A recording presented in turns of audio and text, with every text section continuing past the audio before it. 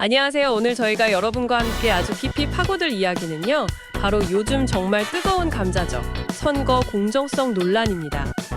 특히 지난 총선, 또 다가올 대선을 둘러싸고 여러 주장들이 막 엇갈리고 있거든요. 저희는 오늘 이 논란과 관련된 여러 목소리들, 구체적인 의혹 제기부터 시작해서요.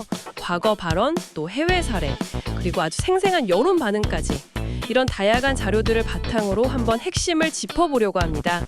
좀 복잡하게 얽힌 것 같은데 이 실타래를 같이 풀면서 큰 그림을 그려보는 시간. 자, 지금부터 시작해 볼까요? 네. 이 논란이 다시 좀 이렇게 수면 위로 떠오른 계기 중 하나가요. 그 김문수 후보가 선거관리위원회, 그러니까 선관위에 공개적으로 부정선거 의혹 해명을 요구하면서부터였죠. 보도를 보면 선거 공정성 확보가 무엇보다 중요하다. 그러면서 이제 선관위에 명확한 답변을 촉구했어요. 거기에다가 또 윤석열 전 대통령이 관련 다큐멘터리를 봤다. 이런 소식까지 더해지면서 관심이 확 커졌습니다. 단순히 그냥 의혹 있다 이 정도가 아니라 꽤 구체적인 증거다라고 주장되는 것들도 나왔죠. 바로 그 빳빳한 투표지 문제예요. 지난 4.15 총선 이제 재검표 현장, 예를 들면 오산 같은 곳에서요.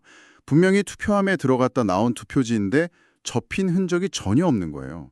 그냥 완전 새 것 같은 투표지가 많이 발견됐다 이런 주장이죠.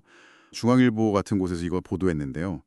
와, 이게 진짜 사실이라면 너무 충격적인데요. 그렇습니다. 선관위는 형상기억 투표용지일 수도 있다 이런 가능성을 언급했지만 전문가들은 아예 그런 용지는 없다고 딱 잘라 반박하고 있어요. 형상기억 투표용지요? 처음 들어보는데요. 네, 그렇죠. 근데 여기서 좀 흥미로운 점은요. 과거 1960년 3.15 부정선거 때도 이런 빳빳한 투표지가 되게 중요한 증거로 받아들여졌던 역사가 있다는 거예요. 그러다 보니까 이 주장이 더 힘을 받는 측면이 있는 거죠. 과거에도 비슷한 사례가 있었군요. 그 빳빳한 투표지 말고도 좀 이상한 투표지들이 더 있었다면서요? 네, 맞아요.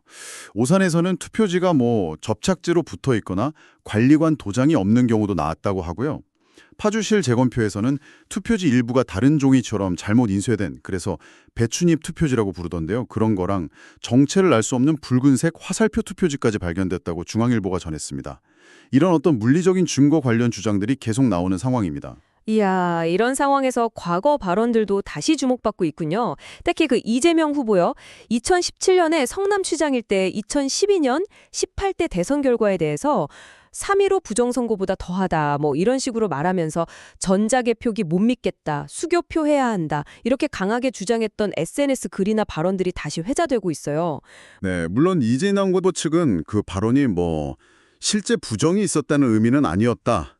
당시 개표 시스템에 대한 우려를 그냥 표명한 거다. 이렇게 최근에 해명을 하긴 했어요. 하지만 이제 유승민 전 의원은 아니 그럼 그때 발언에 대해 사과해야 하는 거 아니냐 이렇게 비판하기도 했고요. 입장이 좀 바뀐 건가요? 아니면 원래 그런 뜻이었던 걸까요? 이것도 좀 논란이 되겠네요. 혹시 외국에서도 비슷한 사례가 있었나요? 네, 있습니다. 매일경제 보도를 보니까요. 미국 코네티컷주 브리지포트시에서요. 민주당 시장 예비 경선 때 부재자 투표함 투입 과정에서 부정행위가 있었던 게 CCTV 영상으로 드러났대요. 그래서 법원이 아예 경선 무효 판결을 내리고 다시 하라고 명령했습니다. 와, 법원에서 무효 판결까지요? 네, 그 후보 간 표 차이가 251표밖에 안 났는데 문제가 된 부재자 투표가 900표가 넘었으니까요. 충분히 결과에 영향을 줄 수 있는 규모였던 거죠. 그렇군요. 근데 그런 재경선은 어떻게 됐어요? 근데 본선론은 일정이 촉박해서 그냥 예정대로 치러졌고 결국은 같은 후보가 재선됐다고 해요. 그래서 패배한 후보는 계속 소송을 이어가고 있다는데 이게 선거 관리랑 그 이후의 처리 과정이 얼마나 복잡하고 어려운지를 좀 보여주는 것 같아요. 네, 정말 그렇네요.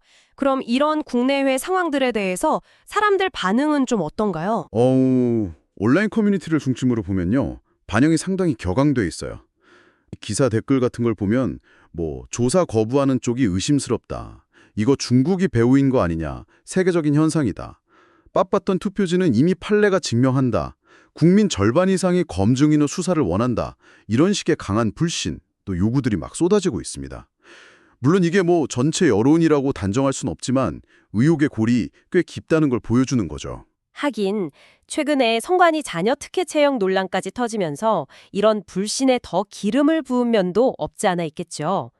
중앙일보에서도 그 취업 비리 문제보다 선거 관리의 공정성 문제가 더 근본적이고 심각하다 이런 지적이 나왔었고요. 네, 맞습니다. 그래도 뭐 조금 다행인 점이라고 해야 할까요? 대법원이 충성 관련 소송 심리를 진행하면서 실체적 진실 규명 의지를 밝혔다는 점이에요. 안철상 대법관이 그렇게 언급했었죠. 아, 대법원에서 진실 규명 의지를 보였다는 건 의미가 있네요. 네, 오늘 이렇게 쭉 살펴본 것처럼요. 선거 공정성 논란이라는 게 정말 단순하지가 않네요. 뭐 한쪽의 주장만 있는 게 아니라 구체적인 증거 제시 요구, 또 과거 발언의 재해석, 해외 사례 비교, 그리고 깊어진 국민적 불신이나 선거원의 신뢰도 문제까지 여러 겹으로 얽힌 복잡한 사안인 것 같습니다. 솔직히 어느 쪽 주장이 딱 맞다고 쉽게 단정하기는 참 어려운 상황이죠. 네, 분명한 건 이거 같아요. 민주주의의 정말 가장 기본이잖아요, 선거 시스템. 근데 그것 자체에 대한 신뢰가 지금 흔들리고 있다는 점입니다. 제기되는 의혹들이 너무 구체적이라서 그냥 우모론이다 이렇게 치부하기에는 좀 어려워 보이고요. 명확하게 사실규명이 되고 또 해소되는 과정이 없으면 이 논란이 쉽게 가라앉지 않을 것 같아요. 맞아요. 결국 이 깊어진 불신 또 의혹의 안개를 어떻게 걷어내고 신뢰를 다시 회복할 수 있을까? 이게 우리 사회가 지금 마주한 큰 질문이 아닐까 싶습니다. 네, 그렇죠. 정말 중요한 문제입니다. 네, 정말 생각해 볼 지점이 많은 것 같습니다. 오늘 저희가 함께 짚어본 이 뜨거운 논란, 여러분은 어떻게 생각하시나요? 댓글로 여러분의 소중한 생각 자유롭게 좀 나눠주시고요.